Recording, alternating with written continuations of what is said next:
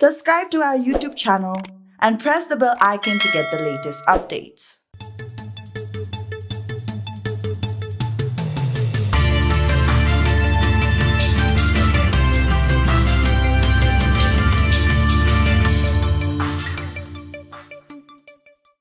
Hello and welcome to another episode of Conversations with Nepal News.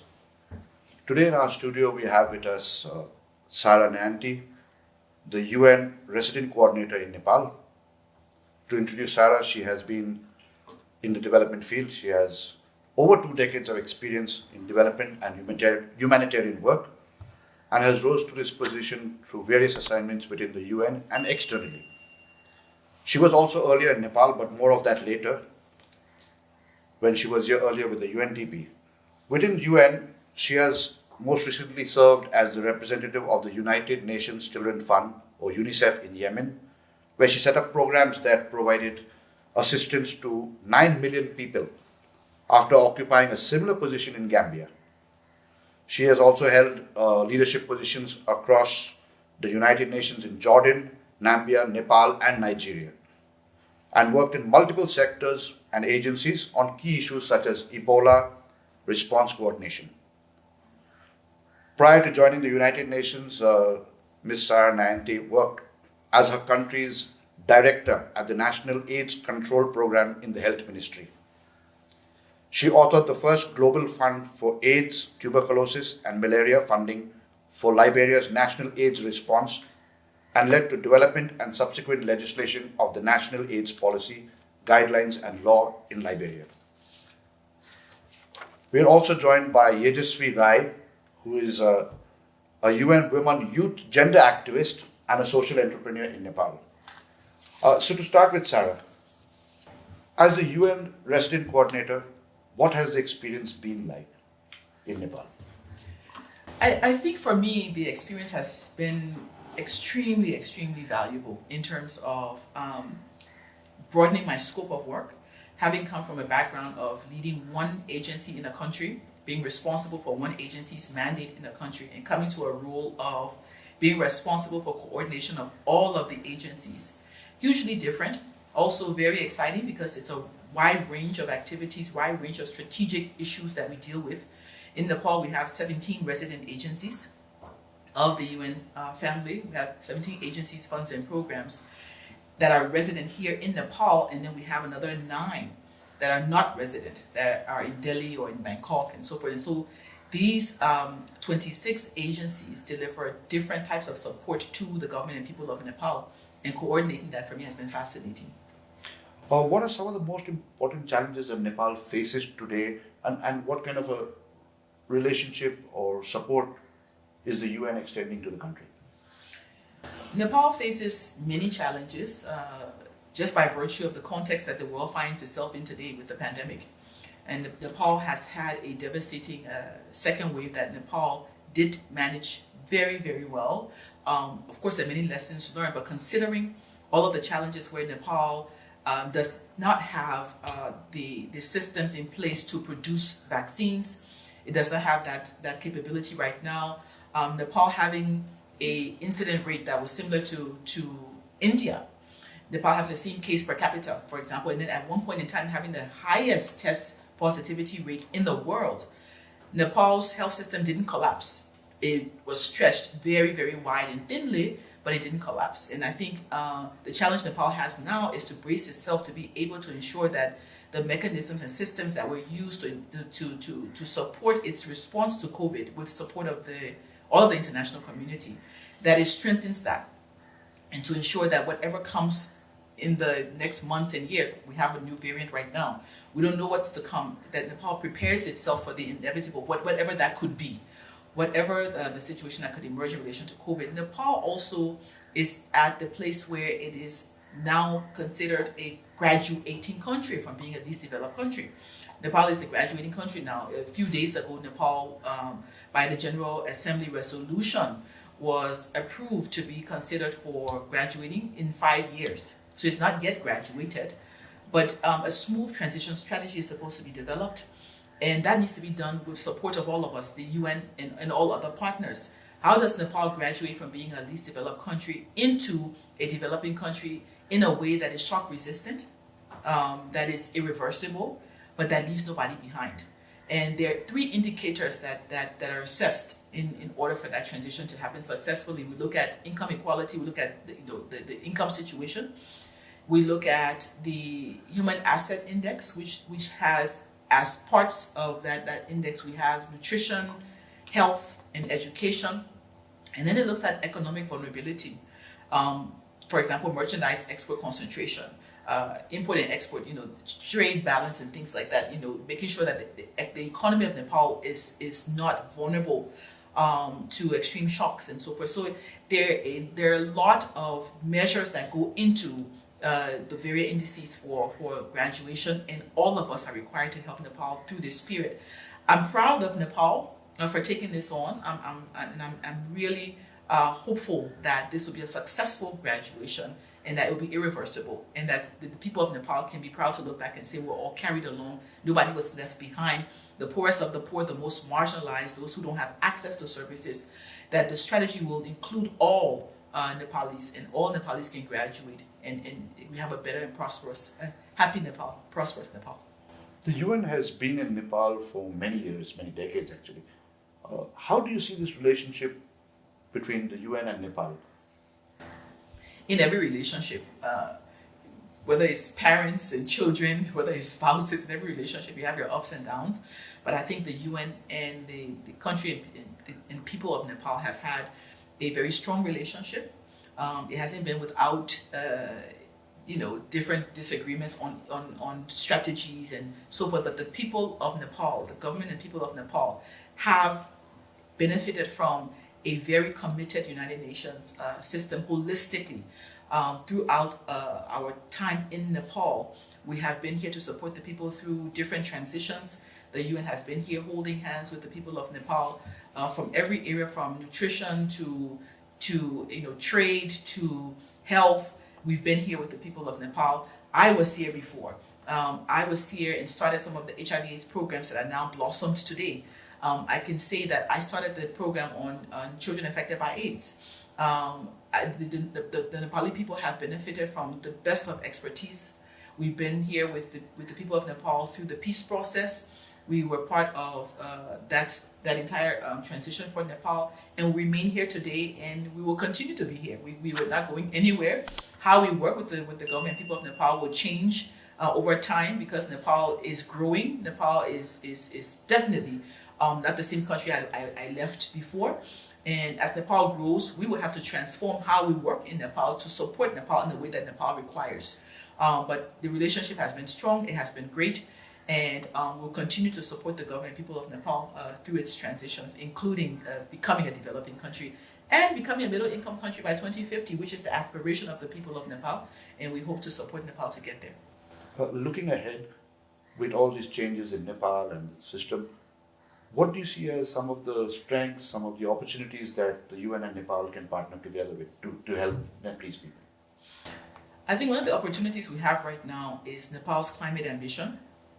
Nepal just made commitments at the COP26, and Nepal's leadership role. Nepal has a very strong leadership role in the United Nations system. Nepal is part of our Human Rights Commission. Nepal is number 2 now contributor of troops to our peace efforts around the world. Nepal is very well engaged in all of our reform processes at the headquarters level. The permanent mission of Nepal remains one of the leading least developed countries that's playing a prominent role. Here at the country level, I think the opportunity of the climate ambition, the opportunity of the LDC graduation, and all of the historical programs with which we partner with Nepal, I think there are opportunities for us to strengthen our partnership, but also opportunities for us to do even better for the people of Nepal, to reach those who have not been reached, to make sure that access to services is improved, to make sure that the most marginalized and those who require more efforts, where we talk about social protection and making sure we have systems to address the needs of the poorest of the poor. I think these are all opportunities for us to strengthen our engagement around Nepal's growth and development. I know you talked about the COVID pandemic, and actually you came in bang in the middle of the pandemic. What are some of the most memorable incidents, things that you remember? Because the pandemic actually had everyone lost. I mean, we didn't know what to do, most people around the world. So, I mean, I think for me, the second wave, where you're faced with this situation that nobody has a book to tell you how to do it, right? Nobody has a script to say this is how it's done. We're confronted with the second wave, huge numbers, reduced beds, equipment and supplies, and everybody just rolled up their sleeves. The government with the UN, we activated the humanitarian architecture officially. We were able to lead in supporting the government on developing an appeal, a global appeal. And then, in addition to that, the efforts that the government was making in seeking bilateral support for some governments who don't sit here in Nepal, who don't have missions here in Nepal, we were able to support the government to reach out to some of those governments to amplify the voice of the government in seeking support. And I think that was successful. And for me, it was one of the most I think trying times in leadership, because we had to create a script that was never written before, and even for us internally as the UN, we had to look at how we took care of our own staff and how we took care of ourselves to be able to take care of the people of Nepal.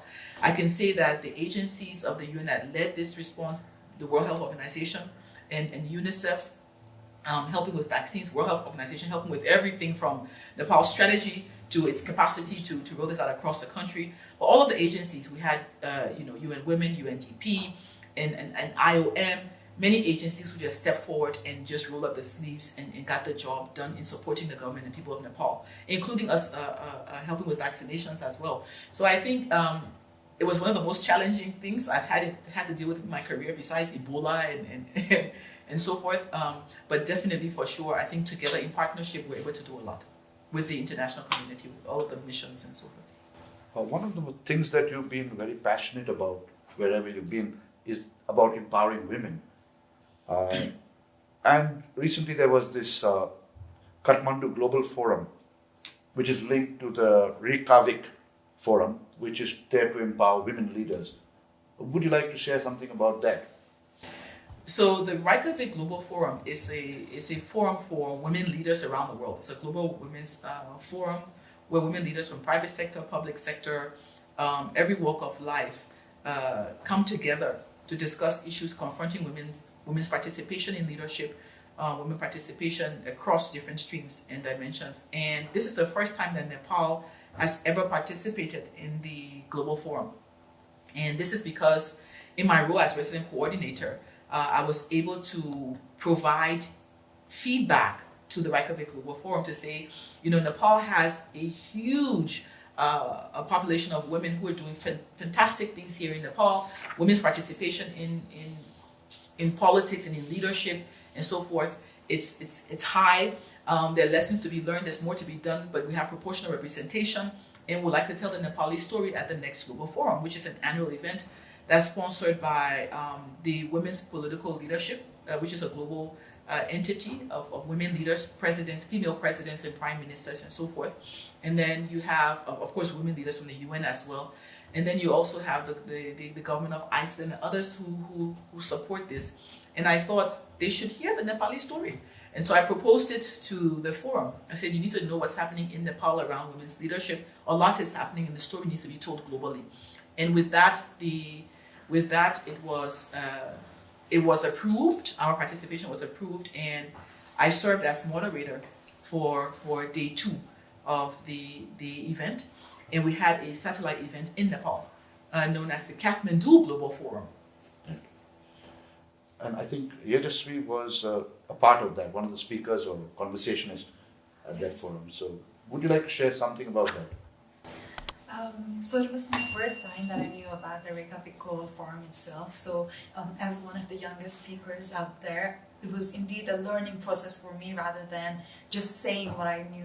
But then my representation there, I think, was also one of the most valuable in the panel that we had here in Kathmandu itself.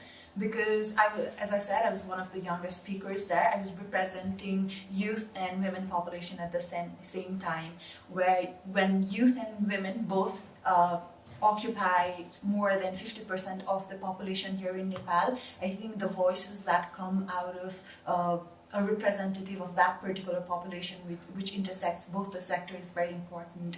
And I especially spoke about entrepreneurship and why economic development of that particular group are more important.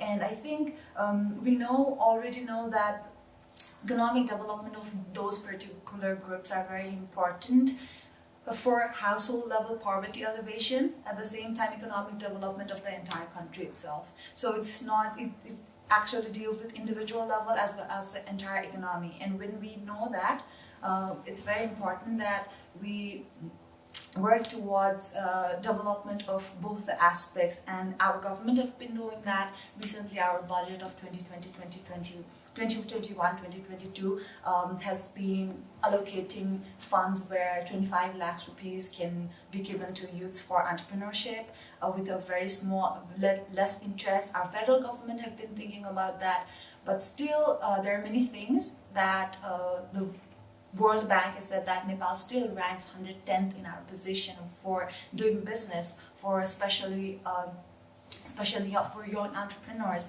And there still are many things that we have to discuss. But then at the Reykjavik Global Forum in Kathmandu itself, there were people and speakers from the National Planning Commission here in Nepal. We had a very inclusive setup there, where we were represented by LGBTIQ communities, representatives from the Dalit communities, people from people with disabilities. So I think that was very important for having that conversation here in Kathmandu itself, but then also the representation of Nepal in the Global Forum, where we connected with Sara virtually, was very important, because there we said that not just what was Nepal lacking, but we also stated what's Nepal already achieved. So Nepal's already achieved many things that's very good for youth and women here. We've achieved 33% quota in the parliament system, and then many other systems, but then we're still yet to achieve that proportionate seats for women.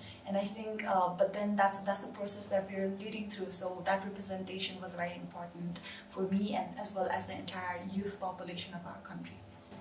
You as a youth gender activist, I mean, what are some of the things that you guys are working on, or what kind of network are you creating to push for more gender equality, for more empowering of women in getting an opportunity to actually speak out on boardrooms, in politics?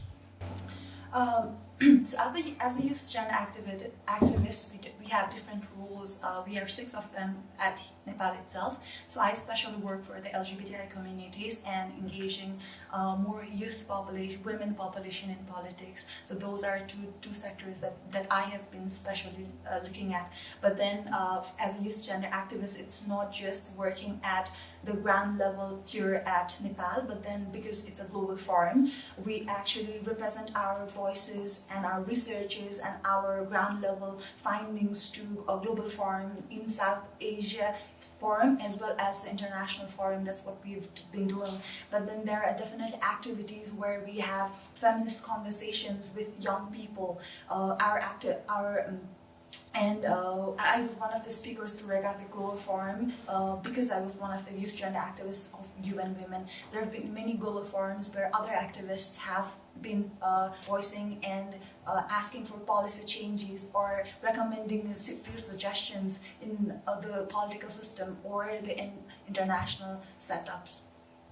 And Sara, you as a moderator, I mean, what inspired this? Why did you want Nepal there? And what have you achieved? What can we, taking it forward, what kind of momentum can be built? So, to be honest with you, I think the most important thing was creating that space for Nepali women. It was very important, first of all, to get the Nepali story there. And so for me to be able to be successful as resident coordinator, there's so many countries around the world, right? And there's so many UN resident coordinators in these different countries. But I was the only resident coordinator that pitched this to the Reykjavik Global Forum, and the space was created for Nepal to participate. And being selected to moderate was very important as well, because the reason why I was selected was because it was very important to have this connection between that global conversation and what happens on the ground.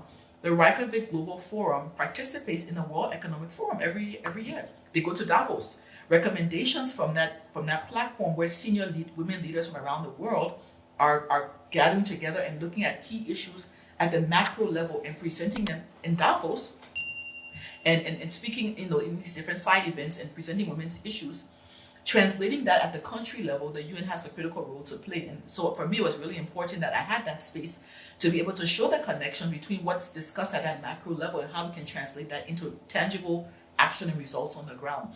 So this was hugely important, and I think the Reykjavik Global Forum definitely expressed their appreciation for seeing that linkage and having that, and it has actually influenced how they will engage with country offices going forward. And in fact, one of the action points from there is that they will now look to have a conversation with female resident coordinators in different countries. So this has birthed something totally different. We have women leaders from different private sector companies who've reached out to see how can we partner with Nepal. So this has birthed new conversations, and that's what we want. We want to expose definitely what Nepal has achieved.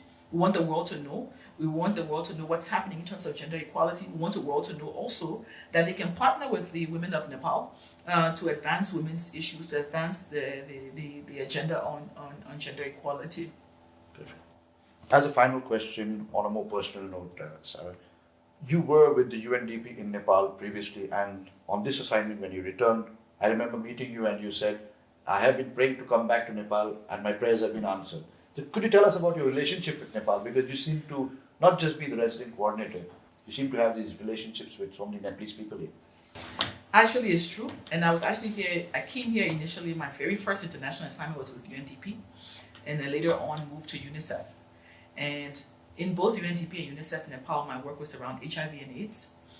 And during that period of time, I did build very strong relationships that will last a lifetime. I was responsible to set up the unit that rescued the Global Fund grant. The Global Fund grant for HIV was given to Nepal, and after 2 years, not even 10% was spent not because of the lack of will, but there were structural issues in terms of red folk and different things like that. And so they asked the UN to step in to help to rescue the grant. And so I arrived here with that assignment. I had 4 months to achieve 80% of the indicators that were supposed to be delivered in 2 years.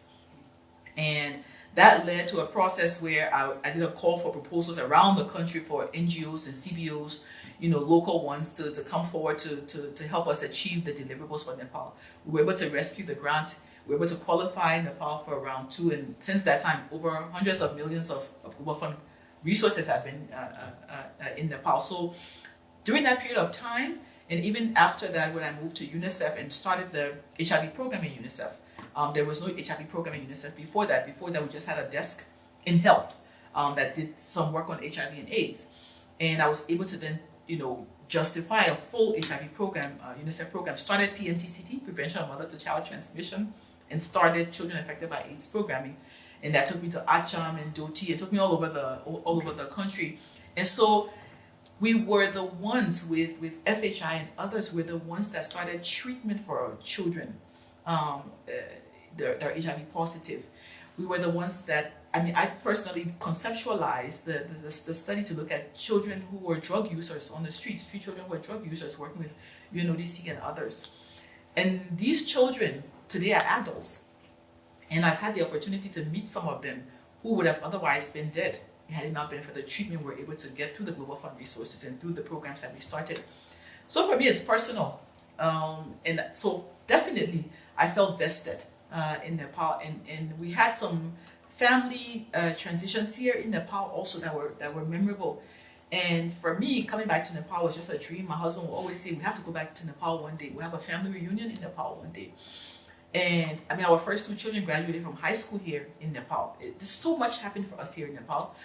And the people of Nepal are just some of the loveliest people you meet around the world. And so for me, coming back to Nepal was a gift. And so I don't see my work in Nepal as just a job. I see it as a continuing an investment that I've made and building on that. And so for me, Nepal will always have a special place in my heart. The people of Nepal will always be special to me. And Nepali people are just fantastic. And the pride that Nepalis carry for me is just amazing. Nepalis are proud to be Nepali. They're proud to take on issues and own it and carry it forward in the Nepali way. And that for me has value because you don't have many LDCs, many of these developed countries that have that sense of pride in that way. And me being from an LDC as well, having served all this while in Nepal, for me, it's just it's fulfilling. It's fulfilling to see the growth that I've seen in Nepal. It's fulfilling to come back and see. I mean, I remember we used to have load shedding. We used to have the load shedding schedule. In Beysolow these days and these hours, you won't have electricity. We don't have that anymore. We've seen so much infrastructural development. So much has happened in Nepal, and I just only wish the best for the people of Nepal. And I wish sustainable peace is my biggest desire. Sustainable peace, because you can't become that. You can't be prosperous Nepal, happy Nepali without peace. So sustainable peace and definitely sustainable development that will come with that peace and prosperity for all the people of Nepal. So I'd really like to thank you for all your work in Nepal, for being such a good friend to Nepal. And I'd like to thank both of you for taking the time to come here and share it with our audiences. Thank you so much. Thank you.